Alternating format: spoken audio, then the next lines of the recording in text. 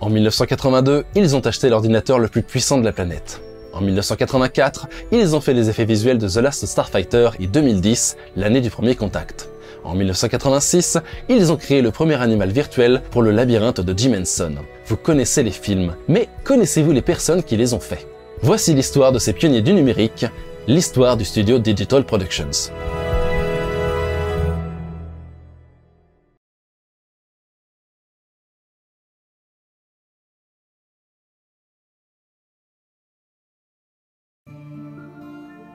Well, that's quite an exciting adventure that commenced with raising capital based on a business plan, so writing a business plan, and on page 1 it set forth 3 key steps that had to be taken in order to connect a production capacity with a formula that predicted the level of reality that could be rendered in a frame, in a scene. Bold ideas, bold thinking, visionary thinking, and coupled with, fearless action. We knew how much capital we needed to raise.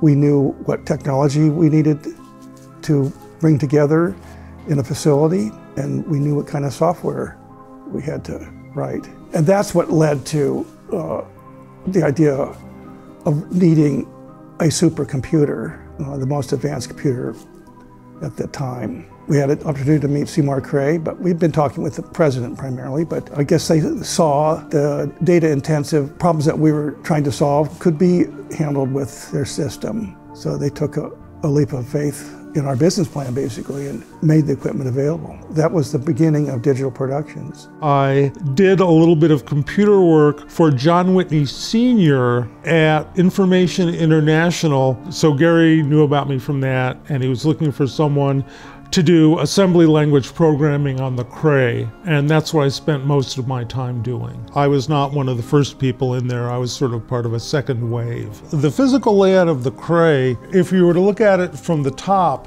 it looks like the letter C. The processor was laid out vertically. So a particular bit in the processor represented a ring around the machine. It also has these things that look like seats around the outside, and they put padding on them so that you wouldn't hurt yourself if you ran into it. And I slept on it like a few times, late, during all-nighters. The problem is you have to get up and turn over if you want to, or get up and, because of the curve, you can't just roll over. Those are the power supplies underneath. The power supply for the Cray was like, they couldn't use city power. They had to run city power into a motor generator. It would run the city power to run a motor to run a generator, so you'd have this clean, stable power. That entire giant machine had one processor, one main processor. Now it had the vector elements and all the other pieces, but it was one processor. There was a team back in Chippewa Falls that developed a follow-on where in the exact same footprint, they had 2 processors. So the Cray 1X, or the XMP as marketing called it, was the version that came out that doubled the number of processors, had 2 in the same space, and we upgraded to that. Originally, they bought the XMP. The 1S was always known right from the beginning to be a temporary substitute until the XMP could come off the production line and be available. One of my most fun jobs was managing that installation of the Cray, pulling the old one out, putting it in, replacing the hard drives. And of course the hard drives look like dishwashers. And, Gordon ended up he kept the Cray running. He would have coveralls and he'd crawl under things and look at cables and clean leaves out of the chilling apparatus we had, and really was responsible for doing all these things that no one appreciated except a few of us. It was all the glamorous stuff. It was all the really glamorous stuff, exactly. Gordon and I both ended up being sort of what I like to call plumbers, in that we ended up doing things that didn't directly end up on the screen, but we provided a lot of support services. You have to remember that at the time we were doing this, there was really no commercial computer graphics software. What Gary and John did originally was you could buy a copy of something called Movie BYU, which was written in Fortran by the computer graphics group at Brigham Young University in Utah. They had worked on it before, but they purchased a fresh copy, and that became the basis of our rendering code. DP3D. DP3D. And Gary knew a lot about the code originally, and he knew what he wanted to do with it. He was sort of the lead programmer and architect, as well as doing a lot of the other management. And eventually, he ceded some of that control to Larry Yeager. My very first job upon entering Digital Productions was to take the VAX-based DP3D, a revision of Movie BYU, and port it to the Cray and get it up and running and vectorize as best I could and get it running fast. The Cray did not have virtual memory, and it only had 2 mega words, 8-byte words, so 16 megabytes. It had 16 megabytes of RAM and not a whole lot of disk space. So trying to fit million polygon models in was a real challenge. By today's standards, the very first generation Apple Watch had more power than our Cray XMP, which is just mind-boggling to me. The Cray had something that was combined that you could render these incredibly complex images in seconds. But most people were working on glass teletypes. It was all command line processing. And Larry Luther wrote a language called Fifth, and again, I want to make sure that these names get mentioned, which was based on the language Forth, and the technical directors would actually write code to control the animation and the colors and things. And they wrote it in this language that was a stack-oriented language that had originally been invented for like controlling telescopes. It's a very obscure little language. And he came up with a friendlier version of it that he wrote, of course, in Fortran, I believe. Hey, a good programmer can write Fortran in any language. That's what we used to say in the old days. I had initially approached DP about working on the font that I had designed when I was at UCLA, and I got to digitize this letter set. They're somewhat random abstract shapes, and then they read something. So what I decided to do, having learned some of the TD aspects of the job, was create an animation, make it appear that you are watching a SMPTE leader countdown in black and white. So I actually had to create that. I animated that. I got the font for the numbers and animated this 2D countdown. And the idea behind it was that you were in a theater thinking you were just watching a SMPTE leader before some show is going to start, but that magically in the theater space there are these red 3D objects that come tumbling from behind your head and are casting shadows on the screen from the projector. They all tumble down and assemble in front of the movie screen, and at the same moment the SMPTE leader finishes its countdown, the letters all seat and are now readable as Digital Productions against a black background. So I did that just, as a kind of a personal project, thinking, well, if I'm going to spell anything out, making it the name of the company would probably be a good idea. There were a lot of people doing a lot of logos in those days at DP. No, our first customer was Devo. They were going on tour, and they'd come up with the idea of having a 35mm rear screen projection behind the band on stage. We had seen the Devo, red the flower pot hat sitting on Gary's desk or something, and we go out to dinner. We come back, and there are a couple of guys standing in the parking lot we don't recognize. And we park, and we walk by, and we're like, "Hey, wait a minute, are you Devo?" And they look at us and go, "Are you Digital Men?" It was Jerry Casale and Mark Mothersbaugh. So the early work did consist largely of commercials. They were high-end commercial. I mean, they were like the kind of commercial that you would run during the Super Bowl or during things like that, because people would say, oh, there's that new thing called computer graphics, and ooh, isn't that cool? I got a call from John Whitney, who said, I want you to come over to my company and take a look at what we're doing. I had worked with him when I was at Abels, so I knew John Whitney Jr. very well. And so I went over to his studio and had no idea what it was, because it just looked like a bunch of televisions sitting on desks. So I went, I don't get this, because I did models and miniatures, stop motion and, you know, the traditional special effects. And he said, well, no, there's this new thing called computer graphics. And I went, yeah, it sounds already too technical, I don't want to do it. He goes, no, no, no, wait, because that's me, you know, snap decision, I can't do it. And he said, okay, I want you to watch me, and I want you to watch what you call the television, which is called a computer. And I went, okay. So there was this Fujifilm box in the computer, and he moved it around, and I went, how'd you do that? It's like probably the first time someone saw television, and they went, how'd you get those little people in there, right? I mean, you can't figure that out. And he went, look, it's very difficult to explain, but this is where everything is going. And I thought, he's right. And that's when I knew, okay, it's over. I mean, anybody that's doing models and miniatures, over. CG is going to take over the world. And I was very scared, and I said, all right. He goes, Cher, I want you to run production.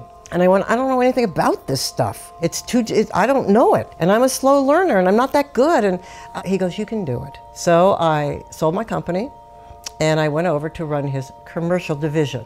It was very hard for me because I had to learn technical things that were not easy for me because I don't think that way. But obviously, this was a miracle. I mean, the machine, the Cray 1S, oh my God, how did it do what it did? I was in awe.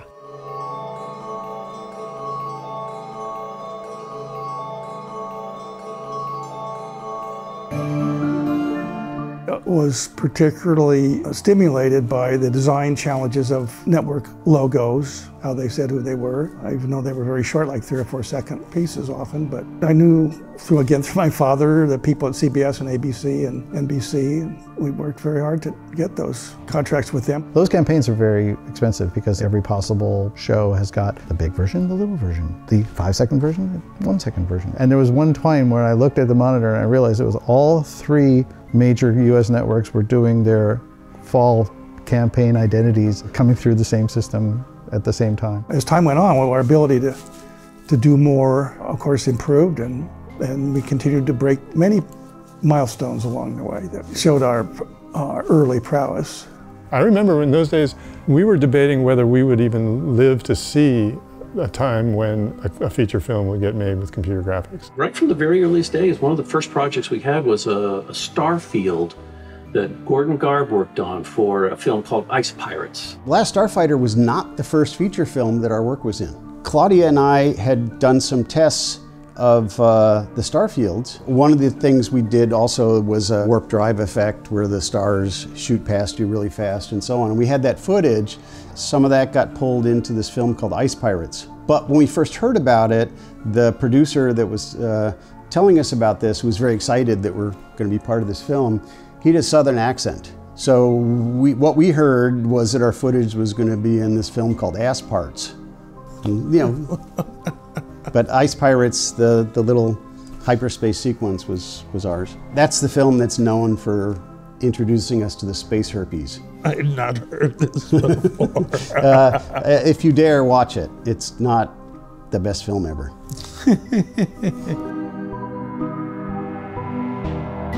I'm pretty sure John and Gary just decided we're going to make a feature film with a Cray. The realist in me says that basically they agreed to do those effects for less than you could do it with models and miniatures. I think the total effects budget was about $4 million, and it would have been more like 12, I think they were estimating, if they'd been doing it the traditional way. So if you can make a film for $8 million less, that gets people's attention. I don't know how it exactly began. I do know that I was at Lorimar. I got to know Merv Edelson and his partner, the founder of the company. I don't know if I'd done something with him before of a smaller scale. And then his son, Gary, took over production of that. And part of what I did was to guide and direct what could have been done realistically in the computer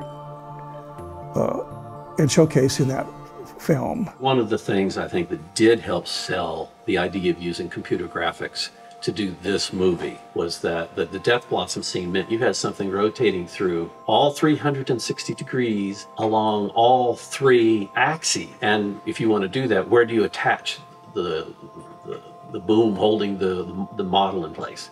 There's no good place for it. And if you hang it from a string, you're still constrained to motion like this. This wants to do everything. And with computer graphics, we could do that. Now, that is one of the pitches that they made to sell the idea. Lorimar trusted us to develop as we go. And that was a huge thing. That was an absolute huge thing. And at the time, they were still writing the code. So I was as much of a guinea pig as I was a user, or would be then. I was working at a boutique architecture firm in Culver City. I thought, okay, I'm gonna move on with these guys because they gave me a chance while I was still in school. And then the recession happened. And since I was the last hired, I was the first fired. I was throwing my resume every architecture firm in LA. Nobody was hiring.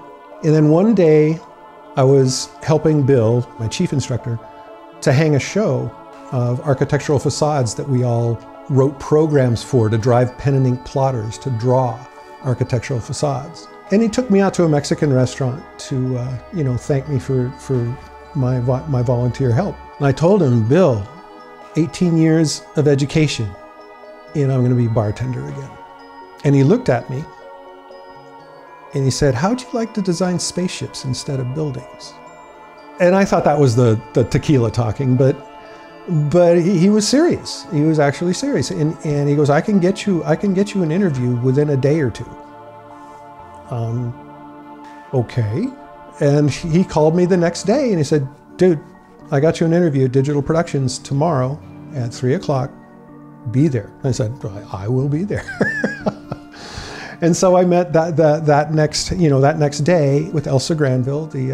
She was head of HR at the time. She wanted to hire me on the spot. We need you to head up our drafter encoder division. We need someone like you there. And I've always been incredibly organized. And I think that's why John and Gary saw me as more of a leader of the department rather than just a member of the department. And I trusted everybody that was there. There was like 2 or 3 people that were already on board when I came on.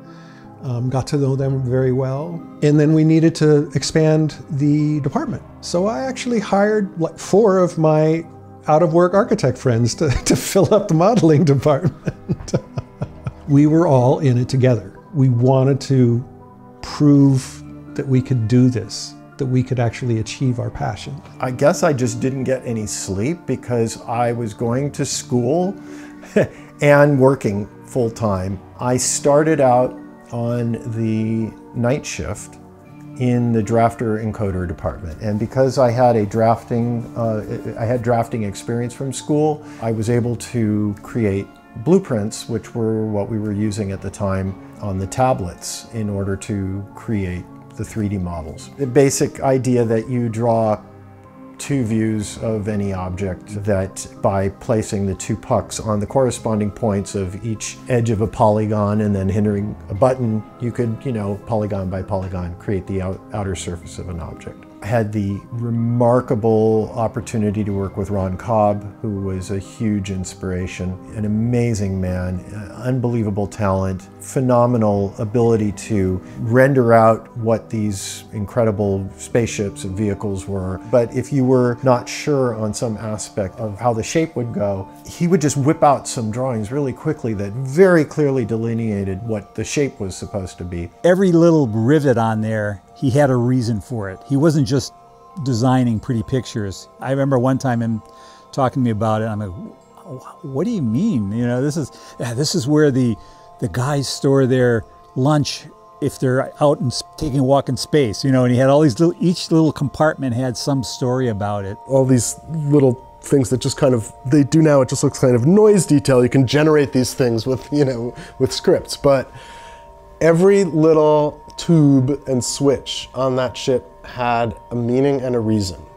If Ron Cobb could sit there and show you how everything worked, how and where and why. I mean, so the roto lasers, they were called. There were 5 of those. Those were the things that fired the lasers, right? That was a sphere that would rotate, and on the sphere was a band. And so if you wanted to shoot in that direction, you'd have to rotate so that the band was there, and then the laser would go there. So there were these two nested rotations that had happened to point it. All of that was a mechanism clearly thought out by him, with particular switches inside on the dashboard that were the controls for those, for each of the 5 different ones. All right, this thing over here is a little fuel line, and you know, he could show you what everything did on the drawing. It was really pretty amazing. I would take Ron's drawings and convert them to what we ended up calling like shorthand drafting. But it's not really, because you still have to have every bit of detail.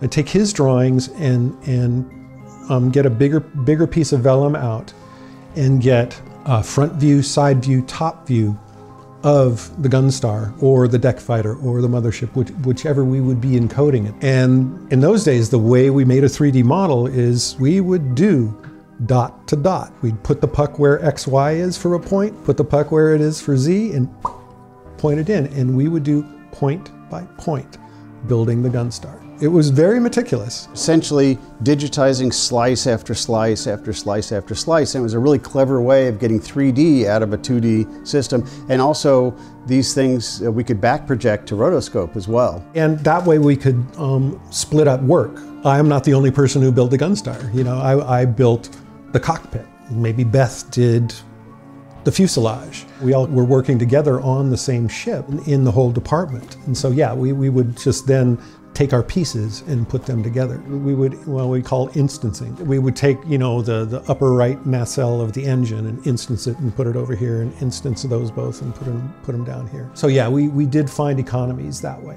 A lot of times when you see films about DP, there's this quintessential picture of Beth, good friend, who's a red-haired woman at the Evans and Sutherland, and she's twisting it and making the 3D model turn back and forth. That was only one option of the Evans and Sutherland. We could get orthographic views when we were encoding, and then we'd switch to 3D and spin it around so we could actually see what's going on. Once we had all the pieces put together and all the members of the team had their pieces done, yes, we definitely could get it in there and actually take a look and modify and make things better. I think the biggest thing for us in the 80s was drafting and encoding complex curves. It was something that we, as artists, had to really figure out as architects, had to figure out in our head how to get complex curves onto a piece of vellum, drafting vellum, and be able to encode that and in a dot-by-dot manner.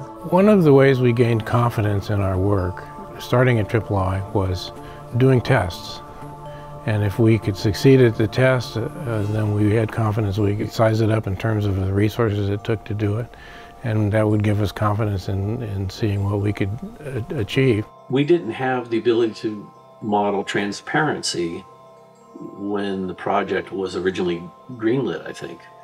And Gary Demos jumped on it and implemented it, and suddenly we had windows in the Gunstar, which is a good thing. You kind of need them. One of the first things he did once he got transparency working was do an entire glass Gunstar. One of my favorite weird shots. This, of course, doesn't appear in any film or anything, but it does show you what was possible when the entire Gunstar was made out of glass. The glass starfighter test was just to see, can we do that level of complexity in a transparent object? And it was really a test just for us to see, can we handle complexity of a transparent object at that level?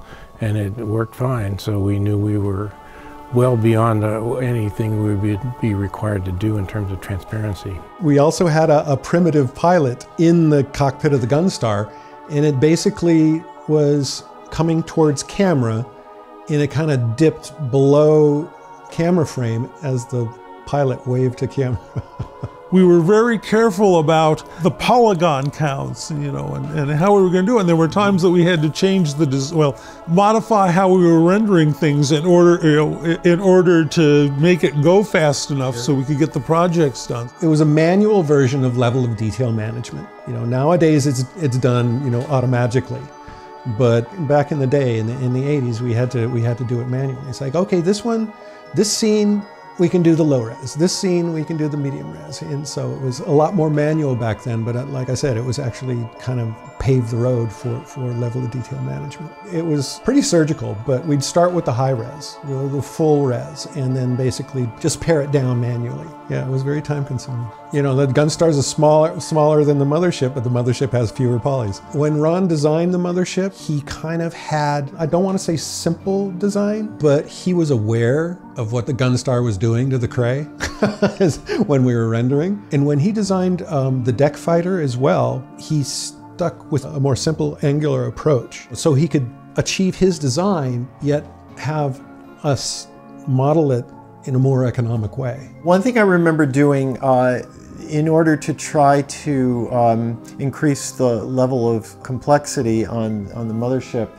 was Ron had designed a panel system with the idea being to make essentially like tiles. Ron told us, like, here's the basic design of the wing. I want more detail. Let's put stuff there. Let's put some greeblies in there. All the little details that don't mean anything as they pass by, but they mean something because they are detail, we call them greeblies. After making a certain number of those, it was fairly easy to take a variety of them and turn them different angles and to flesh out the underside of the wing, for example. One of our modelers actually put Gumby on the bottom of the mothership wing, so don't think it ever made it to the screen, but we knew it was there.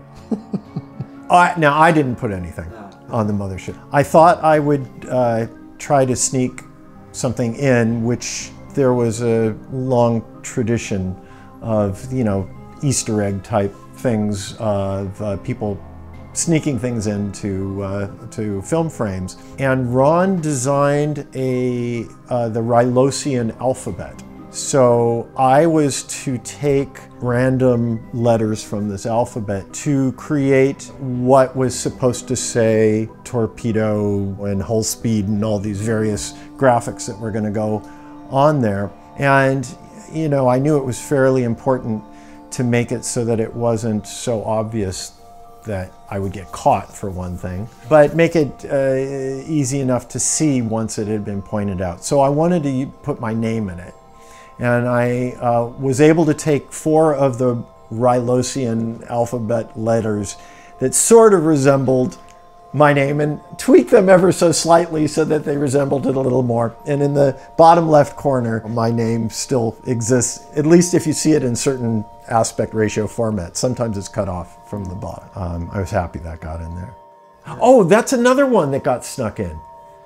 Now that I'm remembering, one of the shots that's reproduced in magazines and whatnot is a shot of the hangar with all the Gunstars. One of the fellow encoders, his name was John Tilton. He did the same thing because I told him what I did, so he also took 2 Rylosian letters that sort of resembled JT, and that is on the hangar floor. Yes.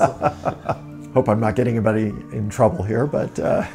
It's like 8 or 10 starfighters in that, Gunstars, I mean, in that 8 or 10 Gunstars in that scene, in that hangar. And there's no way we could have rendered that many in this. But we were able to render 1 or 2 at a given level and put them onto a card that's transparent where it's not Gunstar, and then render a couple more a little bit closer and put them onto a transparent card everywhere except where it's a Gunstar. And do this for several layers and build up that composite all in the computer, and it looked like they're all there. You can't tell that it was done that way, you just, unless you know. Almost every shot somehow had everybody worked on it at least a little bit. There are sequences and shots that I will call mine, but there's nothing I did that nobody else touched, and there's nothing anyone else did that at least somebody didn't have a hand in either, whether it was to tune it up or to change something, or one person might animate it and another would do the lighting. The animation part was all wireframe, and that was just totally great. It was like playing video games. At the time, I forget that there was this video game with this like wireframe ship with these little, where you'd fire little jets down to the middle before they kind of crept up and got you. I forget the name of it, but it was like white vector graphics, and it was kind of one of my favorite games. And then I get to this company and you get real-time playback of the animations, which was just not possible at home or anywhere at the time. The setup was there was this big vector scope. So the screen was about this big in a big black case about this big and this deep. There was no mouse. This was before there was such a thing as a mouse. There was no menu system. Built into the casing were 9 little black buttons that you could press. I think under each one was a little piece of paper that said X, Y, Z, RX, RY, RZ, SX, RY, SZ. So that's how you would pick what you were going to be changing, and there was a joystick. So if you wanted to move it left, up, and back, you would hit X, use the joystick and move it. Then you'd switch to Y, use the joystick and push it up, then stick to Z and move it back. That was the interactive part of it. The rest was typing in a console. And so there was only one point of view, no menuing system. So you'd go like, okay, go to frame 0, right? And then you'd use your joystick to position the thing around, and then like, okay, go to frame 100, position it differently, play. You know, and so you could position you pick the object that you were manipulating, including the camera, and that's how you would build up the shot. But we were doing all these outer space shots, which had, you know, everything was like, we wanted to come in and swoop in this way and go that way and like pull the camera in and out. And the curves that we were using to move stuff were very primitive. Today, if you work with splines and curves, very often you work with Bezier curves, which are very controlled, right? If you have 10 control points and you are working with control points / keyframes, if you adjust one keyframe, it's only going to affect the things in the segment before and the segment after. But the things we were using were these more primitive things where if you had a shot where the ship was like coming in this way and then going that way and then that way, if you changed this keyframe and pulled it out more, that would make this bulge out more at the end. So things you would do at any point in the animation would affect things at other points in the animation. And there was no concept of seeing a line that showed the path. The only way you could see the change was play it back and how does it look? So you'd move the ship in frame 1 and then you'd play it back and you'd find that, oh no, at frame 43 the ship is now out of frame. So there was a lot of this, you'd have to really get to understand how to work with these curves over time. And you'd do things where you had objects you would like stash at infinity and pull in for reference. All that was very tricky to do, but it was a lot of fun. Oh, and the other thing, of course, because they were wireframe, sometimes you couldn't tell front versus back. You know, if you see a cube in wireframe, you know, it could be, you can flip it either way, or you've seen those things of like a wireframe rotating horse and it's like, which way is it rotating? That was every day for us. You know, you'd rotate you'd do a shot, then you go to do the lighting and you might find out that it was pointing in the opposite direction, and then have to go back. Yeah. The crew is building all the software we use today, reflection mapping, anti-aliasing, ambient occlusion. They were writing this daily. They would come out with new lighting techniques. One of them was anti-aliasing, and it wasn't quite there yet. So there was a big shot in The Last Starfighter where they're going to the secret base in the mountains. And as you see the city, the lights in the distance, all these lights were just twinkling, like on and off, like a fireworks show, you know? And it's like, oh, we can't do that. It just looks terrible, you know? I mean, there was the whole project of the digital film printer, right? The DFP project. So, you know, this was going, from the day I got there, it's like, we are going to print on film at, I think it was 4K. And, you know, the theory was that if you had high enough definition, then you wouldn't have to worry about anti-aliasing. There was anti-aliasing built into the rendering software as well, but it did a better job of horizontal anti-aliasing than it did of vertical anti-aliasing. I said, Gary, are we going to have anti-aliasing to get rid of this flicker? He says, well, probably not in time for this show. Why don't you just render it at 20,000 across? So it's 20,000 by, I don't know, 18,000, whatever it came out to be. And so that's what we did. And it's like, well, you know, you wouldn't think of that now, but with the Cray, it was just cranking up the speed, you know, cranking up to 11. And we rendered it out and it came out pretty good. A lot of the star car was me. It was fun getting into the detail of the folding up of the wheels and the wheel coverings as it switched from land-based to space-based. It was good because it was angular. The only complex curves I had were the wheels and the wheel wells and things like that. But it was really fun to model. I've seen on the storyboards of The Last Starfighter that there was a little DMC included onto the star car. That is something I've never known. That's great. I thought I knew everything about the film, but no, that's great. I didn't even see that. See, he put that Easter egg in there. And it has the wedge shape of the DeLorean as well. Indeed, it was another milestone achievement because it showed that, yeah, computer graphics could was better than models. Everything was a swoopy, smooth, long change of scale thing. People were so into the fact that computer graphics, you could do all of this. It's changed a bit. Editing has gotten more choppy, and that style is a little dated, especially in commercials and stuff. This particular shot was my first shot. So the first day of work, Brad DeGraff was kind of showing me what was what, and I think he wanted to give me something that was pretty straightforward and clear and easy. So the shot, motion-wise, it's very straightforward insofar as, it's got one rotation this way along a nice clean path, and then the camera move is also not very complicated. So it was kind of a good starter one, but it was also super graceful and pretty and a little bit iconic. Even with all that, it's still one of my favorites. I think they could have done that shot with models and a camera in terms of that motion. Other shots that I worked on would have been much harder. The shots in the tunnels, getting cameras inside tunnels with spaceships flying through them would have been really hard. And the reveal of the mothership, in which you've got small ships landing on a big ship and you pull back from it and then have a really long shot, from a very short shot to a long shot. This was also the longest shot in the movie. It was 30 seconds long, I think. So to do that, I'm pretty sure that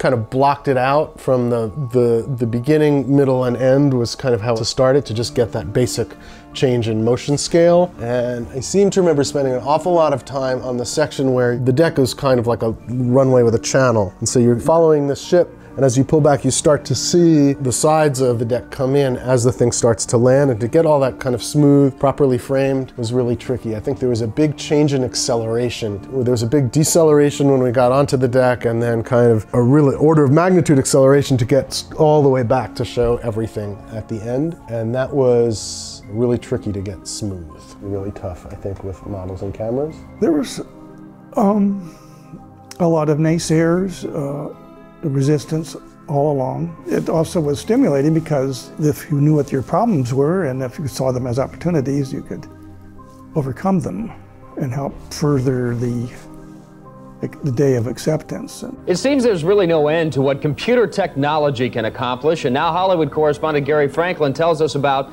a new way to create images that are so real, well, it's amazing. Gary. Well, Ross, some days back, I've seen the future. I saw it on La Cienega Boulevard near Culver City at Digital Productions, a company creating photo-like moving computer images for commercials and portions of feature movies. It's getting to the point where the movie studio of the future may look like this. Sherry McKenna is executive producer at Digital. I was loving working there, and I was loving doing the commercials, and I was having a lot of fun until the day John Whitney walked into my office and said, okay, so we have a problem. And I go, we have a problem? Have I done something wrong? And he goes, we're having some problems on The Last Starfighter. And I said, remember, John, I told you when I took this job, I do not want to produce movies. I don't like them. I mean, I love movies, but I don't want to produce them. They're too difficult. You sold Lorimar, who is the production company, and Universal, who's going to distribute the film, a bill of goods. We can't do this. And he said, well, we have to. And I go, no. Because the one thing you don't do with a client, since all clients are assholes, you tell them the truth. And if they don't like it, that's too bad. And he said, well, and I go, look, here's what I'm going to do. I'm going to go through and figure out what we can do, and then I'll figure it out from there. Everything comes down to the numbers, and I can't do that. So it's like, okay, run the numbers. We can't do it.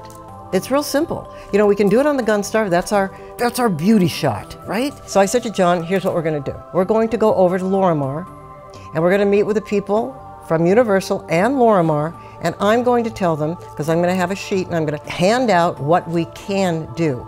And John looks at it and he goes, they're going to fire us. I go, then let them. Because no one else can do this movie. No one. Because no one has, let alone the XMP. They don't have the 1S, so we're the only ones that can do it. But you can't tell them we can do all these scenes when we can't. So you come with me, and then I'll set it up and I'll do all the talking. So I called Universal and I called Lorimar and I said, have all your attorneys there, have everybody, because I know you want to sue us and all that kind of stuff. So we go over there, and there's all these attorneys and all the head of the studios, and everybody's there, and it's me and John. And so I tell them the truth. I said, we have some really bad news and some really good news. The bad news is, all these scenes that you think are going to be in your movie, we can't do. But I'm going to pass out, and now you're going to see what we can do. and we can make a great movie. So you can imagine, I pass out the scenes that, you know, we can do, and they're furious, and they're yelling at me and screaming, and it's just like, I was raised where you're not allowed to raise your voice, and this was just like so, and I'm trying not to laugh, because when people get really mad, I just think it's funny, and it's not funny to laugh when they're really mad, and so I have to not do that. I have to go, no, Cher, don't laugh. But it was really tough. So after they're yelling and screaming at me, and I went, you know, and I said, look, mea culpa, you're right. We screwed up. We can sit here for another hour while you scream, or I can ask a very important question. I'm telling you, we can get this movie done and it's going to be great. Now here's my question. Who in this room can get the movie done? Please raise your hand. Oh, I see no hands raised. So either I'm going to get the movie made or you're not going to have a movie. What do you choose? At that moment, Mike's the completion bond guy, and he said, Cher, walk outside with me. So I walked outside. I said, yes. He goes, okay, I need to know something. I want you to look me in the eye, and I want you to tell me that you can really complete this movie. I said, well, if you give me another $1 million, I can. But without that, I can't. He goes, well, wait, you just told, I said, yeah, well, we hadn't talked about the money yet. And the money is, I can't do it.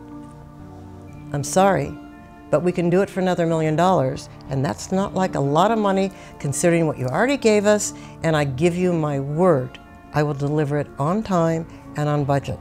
He said, look me in the eye and tell me that again. And I looked him in the eye and I said, I give you my word.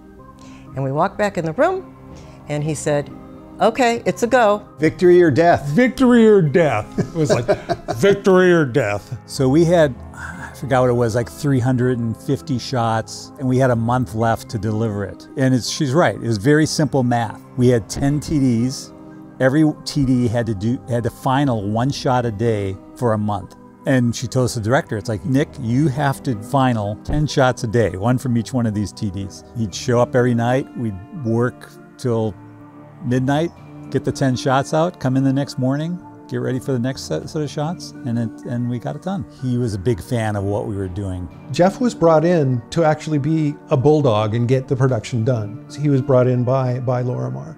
Jeff and I are like best friends now. But it was so funny because who is this guy coming in here? You know? But once he was in and working with the team, we were all just trying to get the job done. The shots were in varying moments of final, so it wasn't like we were starting everyone from scratch. They were all sort of sitting there. We had to pull them off the shelf and final them. Because if you don't give a timeline, the director will say, I want a little more highlight on the leaf, and you know, it's like, no more of that. That's done. It's like, final it, you know. I think his effort to go to practical models was short-lived, because I think we talked him out of it. I think once he saw things were, you know, actually happening, and once he was on site, he was helping us get it done, rather than, you know, combating us. Even with a Cray, the compute powder that was required to do really high poly count models and what was considered more advanced kind of rendering techniques, it was just a question of not having the time. It was too long per frame. There are all sorts of tricks to get the image you want, and in the digital film industry, it's the same way. The Death Blossom sequence, we had to turn off shadows and we had to turn off some of the features because with everything turned on with full detail, it was taking 24 hours per frame. Right? So if 24 days would have given us 1 second of footage, that isn't going to work very well. We were really pushing the envelope with polygonal count and effects that were lighting models and that were available to us. Most of the shots I don't think had shadows in them, but they felt it was really important to show the door opening that revealed all of the missiles. And they felt it was really important that that panel cast a shadow onto it. The little ports for all the missiles, it was a honeycomb in there of these weapons. And when the panels over the Death Blossom missiles closed, we just took them away from the model. So we dropped the polygon count quite substantially. But when we had to open those up to show them before they fired, then yeah, we crept up to around 1 million polygons. The complexity of shadowing every little tiny detail of 250,000 polygons became impractical. So we made a low detail shadow object so that the shadow contours, which you wouldn't be looking at anyway, didn't follow every last detail, but certainly got all the major shapes and shadowed all the important areas for realism. And I seem to remember that there was a frame of that on one of those Ramtech monitors for weeks. The door half open and shadows being cast as they tried to get it right. One day you'd look at it and there would be no shadow. Another day you'd look at it and like the shadow would be like these like weird little black splotches, and you know, it was, I guess, a really hard problem to get right, but I believe they got it working in time, and there was at least that one shot had shadows in it. And there were other tricks we did where if we were doing some of the battle sequences where you had many ships, we wouldn't re-render all the little tiny ships in the background. We would just take a little still image that we had rendered and pop it in. I forget what they called that, cards. And if we couldn't get the fastest supercomputer in the world to do shadows, there was no way we were going to do ray tracing. We had a Cray S first, and then we switched to a Cray XMP. Once the XMP came in, it was like there are 3 of them in the world: Boeing, the CIA, and us. So that was a very, very powerful computer, but it still choked doing shadows. And so, yeah, ray tracing. And ray tracing was really, really in its total infancy. I mean, CG was in its infancy. That quickly went out if we wanted to get the job done. One of the ways that it ended up less than it should have been and less than it could have been was that we had specular highlights, which means the little sharp points of reflection that is very common that you'll see with metal reflections. We had those models ready to use, we wanted to use them, and the effects supervisor said, no, you don't use those. Use these soft shading, Gros models. And I never did find out why. I've speculated that what he wanted to do was he thought of himself, well, normally this is done with plastic models, so we want to make it look like plastic, and that'll make it more real for the audience. But instead of these nice metallic spaceships, we had things that kind of look a bit plasticky and a bit soft, and it didn't have to be that way. We were better at getting texture and bump map in there than we were at getting like global reflections. That was one of those things that we were still developing and still took a lot of time, just like shadows, the things that actually would bring it more towards the realm of photorealism. And so we ended up using more texture mapping than reflection mapping on the ship, which gave it more of the brushed aluminum or plastic kind of feel. And then when you add to that the fact that many of the shots just had Phong shading rather than penumbra shadows, I think that also added to that feel. It was, you know, a very tall order even to, you know, get that out in time. There was just such a huge quantity of material that had to be rendered. You know, that's where the technology was at that time. Yeah, it's probably part of it that we had to just sort of bite the bullet and say, this is what it's going to look like, and we accept it. So part of it was design, part of it was, again, probably a lot of that was also just the capacity of rendering of the Cray. So the fractals might have been a bit of that, because those took a long time to render. The whole base attack sequence was probably the least favorite of all the artists, because we just didn't have any time to finish it correctly. But it still held up, but not as good as the rest of the film. They were just stock footage of explosions that we comped on top of the CG element. We did that a lot during the film, but it was more successful in other sequences. But I think the reason it didn't work in the base attack was not the base itself, but the rock formation that it was set into. I think we needed to spend more time into the natural environment rather than the starbase environment. And I think if we nailed that a little bit better, it would have been much better of a sequence. I kind of cringe even to this day when I see some of those shots. Like I say, it was, you know, the best that we could do, but then other shots I think, you know, still look quite beautiful. So those were fractals. And so Walter Gish wrote this fractal program. I think I was the only one who knew how to use it. And the basic way it worked, it was based on having a triangular mesh. So you might have a mountain, or actually the caves, where, you know, this kind of system of tunnels built on a really, really rough triangular mesh. And the way the fractal program worked was it would take each triangle, break it up, and perturb it. And the variables that control this were like, how much do you want to perturb it? How random should the perturbation be? You know, what's the magnitude of the perturbation and the randomness of it? And it would do, so it would break one triangle into maybe 4 and do that, and then it would take each of the next triangles and break it up more. And so the number of times you broke it up was kind of the level of detail you would get. And so the program was capable of doing really, really rocky looking stuff. There would always be kind of some artifacts that you could kind of still pick out the triangular mesh underneath it when you did this, but you know, we did tests that had much more detailed terrains. However, rendering time. Yes, it was a Cray, and yes, it was the fastest computer on the planet, but it still took a long time to render these things. Basically, there's a shot that we used for backgrounds that's just going through the caves for about 20-30 seconds. Even looking like melted ice cream, it took an entire weekend of Cray time, I believe. I think it's something like either 24, 36, 48 hours of the Cray. So like the whole studio render time for a weekend was devoted to just doing that. And if it had been at the higher levels that we did tests on, it would have taken a week, you know, or more. So we basically just had to make a kind of creative judgment call on how far we could take it. It was good that we experimented with fractals, but we needed to experiment a little bit more about how the shader smoothed across vertices. And that's what gave it the ice cream look. And that's what gave the home base mountainside the same kind of ice cream look. It was how the shader smoothed across vertices, even when we're in a fractal situation, that made things smoother than we wanted them to be. Doing the lighting was incredibly slow and tedious because the way it worked was every frame would take about 3 to 5 minutes to render on these $80,000 Ramtech monitors. I think that's what they cost. So whereas the animation was super interactive, when you switched to doing lighting, you were then sitting in front of another computer with a terminal, typing in a scripting language called Fifth. There was a real language called Fourth, and they made a variation on that we used called Fifth. And so every shot was essentially a script that would describe, it would read in the animation as a reference, and then you would write a script that said what was happening with the lights, the materials, and anything like that. But it was constantly going like, all right, render this frame.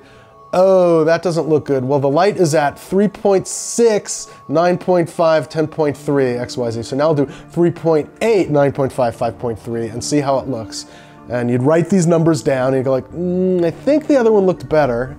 You know, and I think you could switch between 2 images, but no more. So you'd constantly be taking notes and trying to remember, and there was a lot of even, you know, repeating the same thing you did before and waiting another 3 minutes. It was like, oh, right, no, I already tried that. It was very slow and tedious, but still, it was also mind-blowing because you just couldn't do things at this level anywhere else at that point in time. At the time, this was as close to photorealistic as you were going to get, and I think people generally thought of it as photorealistic.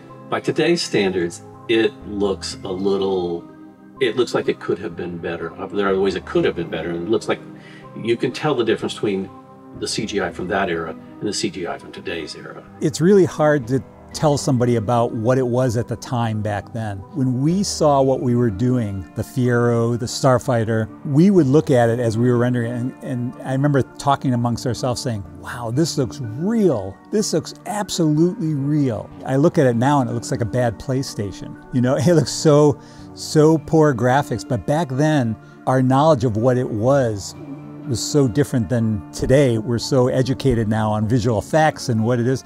People didn't know back then, and even us, we were fooling ourselves, you know? Gary Demos was very intent on the fact that we would not do anything for these shots that didn't use computer graphics. I think towards the end there was one thing where they had to do some steam or smoke coming up from under something blasting off in post, and it was like, it was a big deal. Because, you know, we really wanted everything done on a computer, but either we ran out of time or it was too hard or something. And I think that was the one thing that we felt should have been done on a computer that wasn't, that was kind of done afterwards. Again, we didn't have time to really plus out the destroyed base. They wouldn't have been just like a hole in the mountain. It was unfortunate, but it's one of those things, you know, where you're never done, you're just out of time.